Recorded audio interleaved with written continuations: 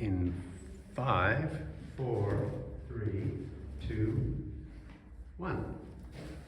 Hello, everybody. Bear with me if I use my notes a tiny bit. It's 1993, and there's an election coming up in Australia, and John Hewson is in the running, and now he's really smart, he's an economist. However, he wants to bring in this GST, and the challenge with the GST is apparently he's made it too complicated. There's a 650-page book on how to understand it. Now, John Hewson is invited to a TV interview, and the TV interview asks him, like, will the cost of a birthday cake go up or down, like with this new GST? And he says, well, does it have candles or not?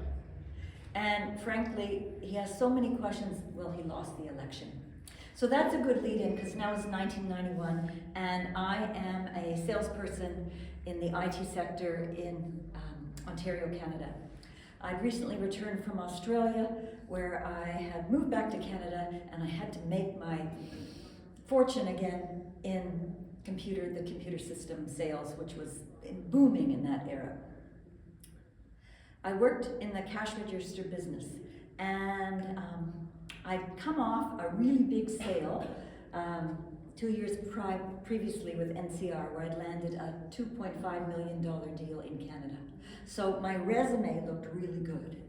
However, I was very good at the senior level, but I wasn't the kind of salesperson that could knock on doors and sell door-to-door cash registers.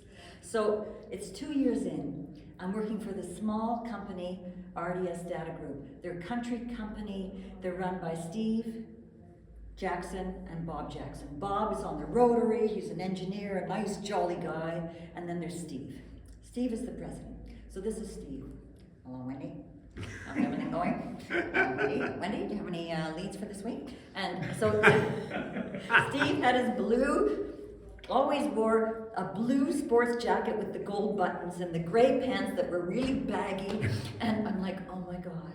And he never looked the customer in the eye or any staff. So actually, I got the job there, and I was the only salesperson. So I took Steve shopping, and we got him a nice brown suit at the best shop in Simcoe, Ontario, which was the one that had been around for 100 years. And he looked very good in his brown suit. And I taught him how to stand up straight and sort of look people in the eye. So I was really worried, though, because I knew I was responsible for the revenue for 31 people, and mostly young people, in a country town. And there's no other jobs. But I wasn't good in this particular job. So we took cash registers and we changed the motherboards in them, that's the board inside, to sell them cheaper so they could do way more things and cost much less. Because back in those days, one cash register was $3,500. So if you had a big chain, it added up quickly. So luckily, I had this friend, Mike Stegg, and he happened to work for the competition called DataSim. Now, DataSim was the arch rival because RDS Data Group had invented the idea of taking an NCR cash register, putting a motherboard in and giving it all this functionality like PLUs and 10,000 items instead of just basic, produce tendering. So DataSim, he worked for DataSim, he was my buddy. And because he and I were like the lone people trying to do this business, we befriended each other.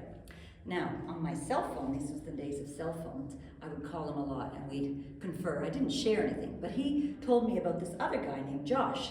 Now, Josh was also one of us crazy salespeople trying to make it, and he'd just been fired, but he positioned himself as a consultant. And he positioned himself as a consultant with the largest donut shop in Canada. It wasn't just a donut shop. It was an icon, and it still is.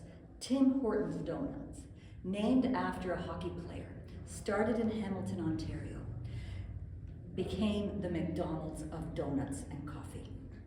Not just the McDonald's of donut and coffee, it is an institution. In 1991, there were 500 stores. So 500 stores with average of 3 cash registers per store.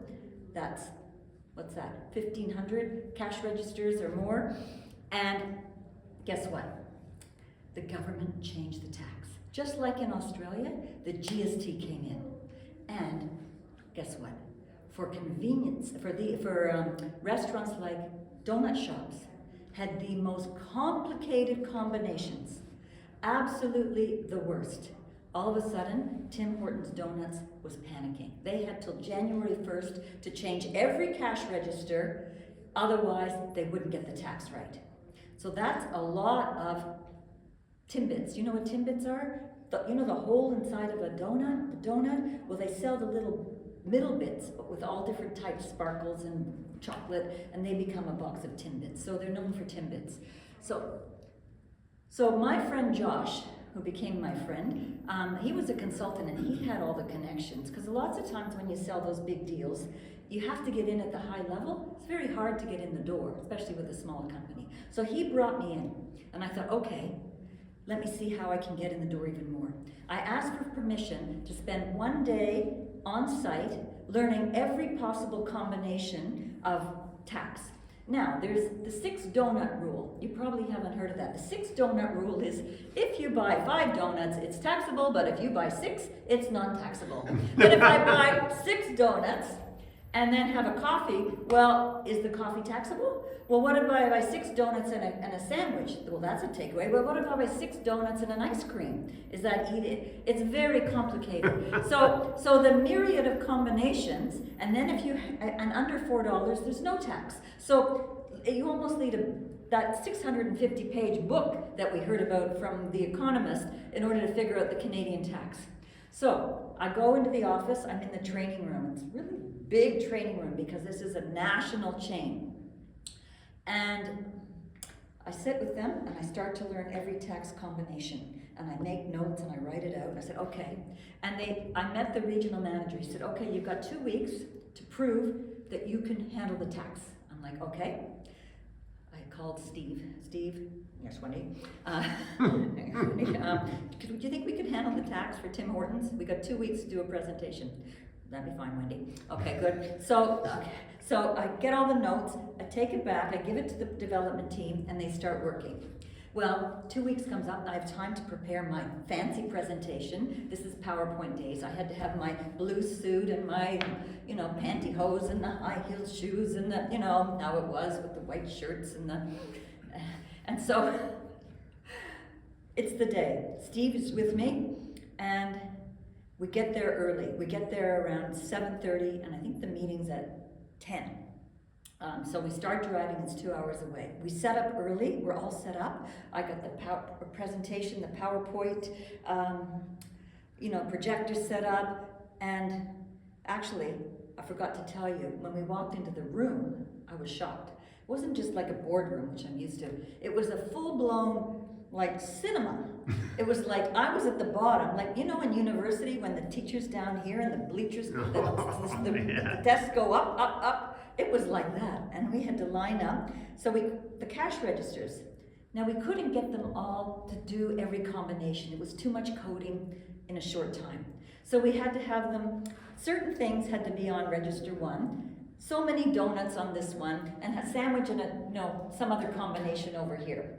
So I had a little cheat sheet, so I would know which was where. I'm like, okay, I got this. And I had my presentation about how to make this small company look big, and our rollout plan, and our project management methodology, which I had made up, and pictures of all our past customers, like Bata shoes and other big ones. And so then we're practicing. PowerPoint works. This is the time when technology, it was rudimentary in a way. It doesn't always work. So even just to get the PowerPoint going, okay, I got all the buttons. And so I tried everything on register 1. So I'm like, okay, Steve, the drawer's not opening, it's not working. Is that okay? Let me try Wendy. Next one, not working. Third, not working. I'm like, what are we gonna do, Steve? He goes, it's okay, Wendy, we'll just have 3 more shipped up. Well, 3 more shipped up was an hour and a half away. I'm like, oh my God. And I started to see the people coming in. There was about 60 store owners, franchisees, direct store people, regional managers, vice presidents, IT people, operations people, it was like a cinema. I'm like, oh my God. This is a career challenging moment. I said, okay. So we had them shipped out. I said, I got a stall. So I got in front, put up the PowerPoint, and started to talk. Now I can always talk. So luckily, we kept them interested about why we were good and how we do the rollout and no problem and all the money they'd save, and you won't be paying $3,500 at cash register and you're only gonna pay $500 for this upgrade, and we've got it handled. We can even do the drive-through for you. So finally got through the PowerPoint. The registers come in. I said, we need 10-minute break and we'll set up for you. Bring them in, boom, boom, boom. I'm like, okay, got this. I'm like, okay, which is number one? Which one is that number one or is that number one? I'm like, oh my God, I don't know which one is where and it doesn't match my notes. So I started to try them. I'm like, I have no clue. I'm like, oh my God. I'm the front man. I have absolutely no clue, and there's like 60 people that I have to prove, and our small company and 31's people's jobs are on the line. I knew that we were having financial problems because sometimes the paychecks were delayed and payments were delayed. So I took a deep breath and I said, okay, Knowles, you gotta wing it. All right. Okay, gentlemen. So this is what I did. You know your business here. You're very good at it. I'm gonna ring in every possible combination we have for the GST, and you're gonna tell me if it's correct. Everyone gonna play? Okay, good. So I started ringing in 6 donuts, a coffee, Timbits, a tea, a yogurt, check that. And I just started handing out receipts. Please check them. Can you check them, please? Can you make sure they're accurate? Because we're totally confident. And I just kept pulling out receipts and receipts and receipts and receipts. And they're all going, looks good to me. Yeah, looks good to me. And all these, I think they were all men. Like the whole room was men. Well, it looks very good, looks very good. I'm like, okay, good. Well, we're happy to deliver for you. And we'll be well and prepared by November for the January launch. Anything else? No. I was like, oh my God. They all left and we're packing up. And I'm like totally exhausted. My feet are killing in my high heel shoes. The pantyhose are sticking. I just feel like, oh my God, I'm gonna die. And Steve went, okay, Wendy, it's only 1 o'clock, Wendy, and why don't we call on a few more customers? What?